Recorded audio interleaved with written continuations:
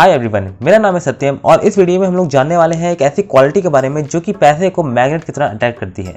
लेकिन गाइस उससे पहले हम लोग जानेंगे दो ऐसी पर्सनैलिटीज़ के बारे में जिनके बारे में जानकर आपके पैसे से रिलेटेड सारे बिलीफ जो है वो कम्प्लीटली चेंज हो जाएंगे। तो गाइस चलिए शुरू करते हैं। सो गाइस हमारी लिस्ट में सबसे पहले नंबर पर है रोनाल्ड जेम्स रीड। गाइस इनका जीवन बहुत ज़्यादा सादा था। गाइस इनके जीवन में ज़्यादा कुछ था ही नहीं। इनफैक्ट आप इन्होंने अपनी पूरी लाइफ में ज़्यादा कुछ इंप्रेसिव नहीं करा था। इनको जानने वाले जितने भी लोग थे इन्होंने बस यही कहा था कि ये काफ़ी ज़्यादा हम्बल है और इनकी जो फेवरेट हॉबी थी वो मैं कहूँगा कि लकड़ी काटनी थी, क्योंकि इनके जानने वाले सभी लोगों ने यही बताया था। सो गाइस इनका जीवन अगर मैं आपको थोड़ा सा बताऊं तो इनका जन्म हुआ था वर्मोंट में, जो कि एक स्टेट है अमेरिका में। गाइस बहुत ज़्यादा अच्छे इलाके में जन्म नहीं हुआ था इनका, काफ़ी ज़्यादा एक बैकवर्ड इलाके में जन्म हुआ था इनका। ये अपनी फैमिली में पहले इंसान थे जिन्होंने हाई स्कूल पास करा था, यानी कि हाई स्कूल से ग्रेजुएशन इन्होंने पहली बार करी थी। फिर गाइस इसके बाद इन्होंने एक गैस स्टेशन में 25 साल काम करा था, जहां पर इन्होंने कार्स को फिक्स करा था। गाइस ज़्यादा पैसे नहीं मिलते लेकिन उन्होंने 25 साल काम करा था वहाँ पे। उसके बाद गाइस इन्होंने काम करा था जेसी पेनी, जो कि एक और कंपनी है बेसिकली, वहाँ पर इन्होंने झाड़ू लगाने का काम करा था 17 साल तक। तो गाइस इन्होंने अपनी ज़िंदगी के काफ़ी सारे जो साल थे वो ऐसे ही इन्हीं कामों में बिताए थे गाइस। और इन्होंने अपनी 38 की एज में, यानी कि 38 जब ईयर्स के हो गए थे ये, तब इन्होंने एक घर खरीदा था जो कि एक $12,000 का घर था और 2 बेडरूम का घर था। गाइस कुछ बहुत ज़्यादा बड़ा घर नहीं था, जहाँ पर इन्होंने अपनी बाकी की पूरी ज़िंदगी वहीं पे बिताई थी। और गाइस जब ये 50 ईयर्स के हुए तब इनकी वाइफ जो थी उनकी डेथ हो गई थी और उसके बाद इन्होंने कभी भी मैरिज नहीं करी। गाइस सो गाइस इनका जो जीवन था वो काफ़ी ज़्यादा सादा था और इससे ज़्यादा कुछ है भी नहीं इनके जीवन में बताने के लिए। गाइस और इसके बाद इन्होंने बेसिकली एक जेनेटर के रूप में काम करा था। काफ़ी साल तक काम करा था इन्होंने एक जेनेटर के रूप में। एक जेनेटर बेसिकली एक इंसान होता है जो कि एक बड़ी बिल्डिंग का देखभाल करता है, जैसे कि एक स्कूल की देखभाल करना या फिर एक ऑफिस की देखभाल करना। तो यही इन्होंने काम करा था काफ़ी टाइम तक इसके बाद। सो गाइस 2014 में एट द एज ऑफ 92 इनकी डेथ हुई थी गाइस, और इसके बाद इन्होंने ब्रेकिंग न्यूज़ बना दी थी। गाइस इनके पास $8 मिलियन की संपत्ति पाई गई थी गाइस, जिसमें से $2 मिलियन इन्होंने अपने स्टेप किड्स यानी कि अपने सौतेले बेटों या बेटियों को दे दिया था। उसके बाद $6 मिलियन से ज़्यादा इन्होंने अपने लोकल हॉस्पिटल और लाइब्रेरीज को दिया था। गाइस इतनी बड़ी ब्रेकिंग न्यूज़ बन गई थी कि आखिर ऐसे कैसे हो सकता है, एक जेनिटर जिसको ज़्यादा तनख्वाह नहीं मिलती है उसके पास इतनी ज़्यादा संपत्ति कैसे हो सकती है। गाइस सो गाइस इसका जो रीज़न है वो काफ़ी ज़्यादा सरप्राइजिंग है गाइस, लेकिन इसके बारे में मैं आपको बताऊंगा बाद में। गाइस अभी हम लोग एक और इंसान के बारे में देखने वाले हैं जो कि है रिचर्ड फुस्कॉन, क्योंकि इनका नाम भी काफ़ी ज़्यादा सुर्खियों में था गाइस 2014 के आसपास।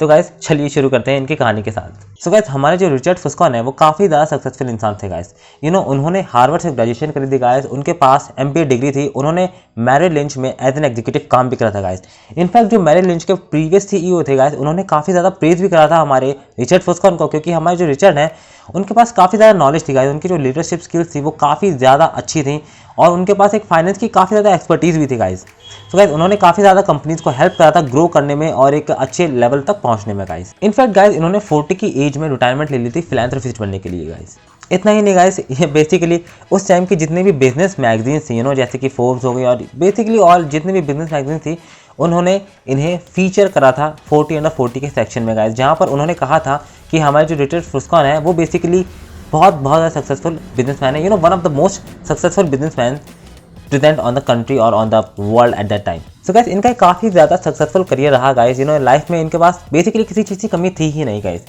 लेकिन इसके बाद जो हुआ वो काफ़ी अजीब था। गाइस एक ऐसे इंसान के साथ कुछ ऐसा हो जाए वो बहुत ज़्यादा अजीब होता है। गाइस हमारे रिचर्ड फुस्कॉन जो थे वो काफ़ी ज़्यादा डेप्ट में चले गए थे, करोड़ों का डेप्ट हो गया था उनके पास, यानी कि लोन्स हो गए थे और बेसिकली 2014 तक वो कम्प्लीटली ब्रोक हो चुके थे।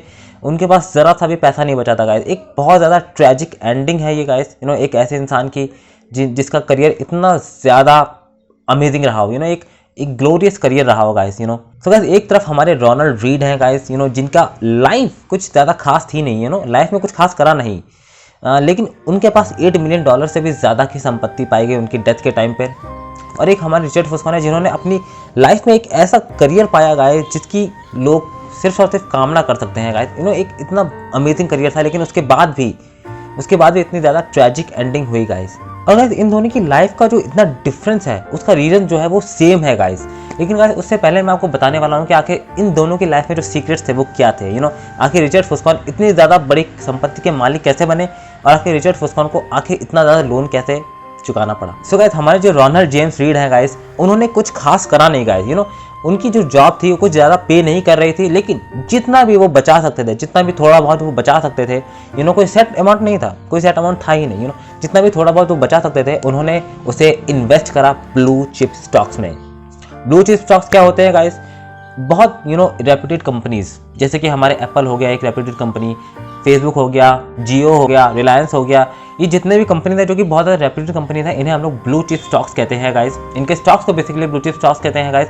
तो उस टाइम पर जब ये कमा रहे थे, जब ये थे, ठीक है, उस टाइम पर इन्होंने बेसिकली जो भी ब्लू चिप स्टॉक्स रहे होंगे, क्योंकि एप्पल और ये सब कंपनी तो अभी आई है, यूट्यूब भी अभी आया 2004 में, तो उस टाइम पर जितने भी ब्लू चिप स्टॉक्स थे उनमें इन्होंने धीरे धीरे करके इन्वेस्ट करना स्टार्ट कर दिया। जितना भी थोड़ा बहुत वो बचा सकते थे उन्होंने उन कंपनीज के स्टॉक्स में इन्वेस्ट करना स्टार्ट कर दिया गाइस। और वो करते गए और उन्होंने दशकों तक वेट करा, काफ़ी सारे डेकेड्स निकल गए थे गाइस। उन्होंने वेट करते रह गए, ठीक है। और धीरे धीरे करके जो उन्होंने थोड़ी जो सेविंग्स अपनी इन्वेस्टमेंट करी थी, सेविंग से वो थोड़ी सेविंग्स, वो थोड़ी इन्वेस्टमेंट कंपाउंड होती गई, ग्रो होती गई। और 2014 में जब उनकी डेथ हुई तब हमें पता पड़ा कि उनके पास $8 मिलियन से भी ज़्यादा की संपत्ति थी। एक नॉर्मल से इंसान जिसकी कोई खास जॉब नहीं थी, एक नॉर्मल सा जैनिटर बेसिकली, जिसको कुछ खास पैसा नहीं मिलता है, उसके पास एक अच्छी खासी संपत्ति पाई गई। और बस गाइस यही सीक्रेट था गाइस हमारे रोनाल्ड जेम्स रीड का, हमारे हम्बल जैनिटर का यही सीक्रेट था गाइस कि उन्होंने वेट करा, उन्होंने पेशेंटली वेट करा कई साल तक, ताकि उनकी जो थोड़ी बहुत जो इन्वेस्टमेंट वो हर महीने कर रहे थे, हर साल कर रहे थे, वो धीरे धीरे ग्रो हो और वो एक मिलियनियर बन जाए। ठीक है गाइस, तो बहुत सिंपल सा रीज़न था। पेशेंस बहुत बड़ी की है इस रीज़न में गाइस। उनके पास जो पेशेंस था वो अमेजिंग था। चलिए गाइस, अब हम लोग देखते हैं रिचर्ड फुसोन की लाइफ में ऐसा क्या हुआ जो इतने सक्सेसफुल करियर के बाद भी वो इतने ज़्यादा डेप्थ में आ गए कि उनको बेसिकली 2014 में कंप्लीटली अपनी हर एक चीज़ को बेचना पड़ा, एक बहुत ही लेस अमाउंट में, जो ओरिजिनल प्राइस थी उससे काफ़ी ज़्यादा लेस अमाउंट में बेचना पड़ा उन्हें। सो गाइस, हुआ ये था कि उन्होंने मिड 2000s में काफ़ी ज़्यादा लोन लिया था अपने एक 18,000 स्क्वायर फुट के घर को एक्सपैंड करने के लिए। ये जो घर था उनका बेसिकली ग्रीनविक में था, अमेरिका में। सो इसको एक्सपैंड करने के लिए उन्होंने काफ़ी ज़्यादा लोन लिया था गाइस। इस घर में अराउंड 17 से ज़्यादा बाथरूम्स थे और 2 एलिवेटर थे, 2 पूल्स थे और पता नहीं क्या क्या भरा हुआ था उस घर में, जिसकी एक इंसान को कभी ज़रूरत पड़ ही नहीं सकती, राइट। एक इंसान को कभी 2 पूल्स की ज़रूरत नहीं पड़ सकती या फिर 17 बाथरूम की ज़रूरत नहीं पड़ सकती एक इंसान को।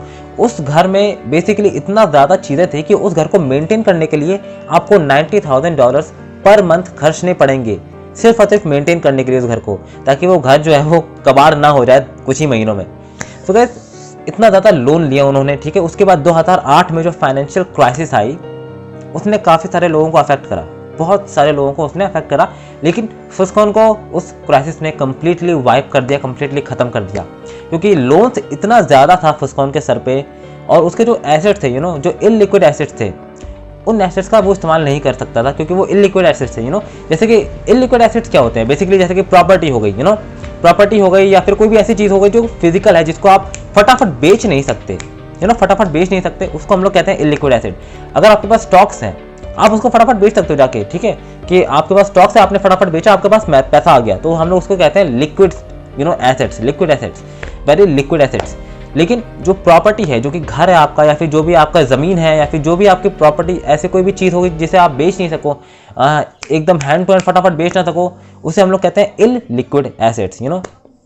तो गाइस, उनके पास इल लिक्विड एसेट्स काफ़ी थे, लेकिन उन एसेट्स को वो बेच नहीं पा रहे थे, ठीक है। तो वहाँ से पैसा नहीं आ पा रहा था और उनका जो डेप्ट था वो बढ़ता चला जाता था। और गाइस, इसी तरीके से वो कंप्लीटली वाइप हो गए गाइस। इनफैक्ट गाइस, सबसे पहले उनका जो पाल्म हाउस था, वो बिक गया। पाल्म बीच हाउस एक उनके पास था, काफ़ी अच्छा घर था, उसे बेचना पड़ा, ठीक है। उसके बाद 2014 में उनका जो मैंशन था, ठीक है, जो 18,000 स्क्वायर फीट का जो घर था जिसको उन्होंने एक्सपैंड करा था, इतना सारा लोन लेके, उसे बेचना पड़ा, ठीक है। उसे एक ऑक्शन में 75% लेस कीमत में बेचना पड़ा, 75% लेस कीमत में बेचना पड़ा उसे। और इसी तरीके से रिचर्ड फुसकोन जो है वो कंप्लीटली वाइप हो गए गाइस। उनकी सारी संपत्ति जा चुकी थी, वो बेसिकली एक ब्रोक पर्सन बन चुके थे गाइस। सो गाइस, इस तरीके से उनकी ट्रेजिक एंडिंग हुई थी। कोई खास रीज़न नहीं था गाइस, कोई खास सीक्रेट नहीं था इतनी ट्रेजिक एंडिंग होने का। सिंपल सा रीज़न था गाइस, ढेर सारा लोन, एक बात जरूर नोटिस करिएगा गाइस कि हमारे जो रोनाल्ड जेम्स रीड थे उनकी डेथ 92 की एज में हुई थी 2014 में। इसका मतलब है कि उन्होंने भी रिचर्ड फुसन की तरह ही 2008 की क्राइसिस का सामना करा था।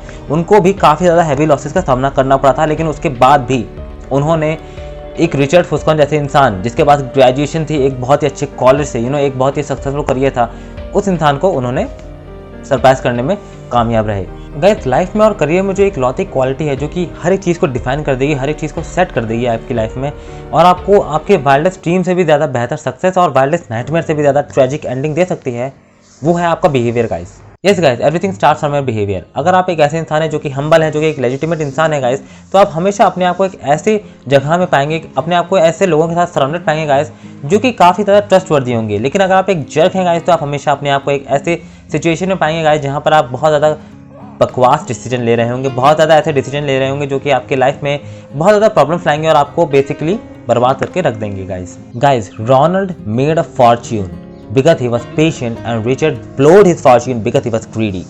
Just the difference of behavior guys. उनका जो बेसिकली पर्सनैलिटी, जो बिहेवियर था, वो सिर्फ वही डिफरेंस था, ठीक है।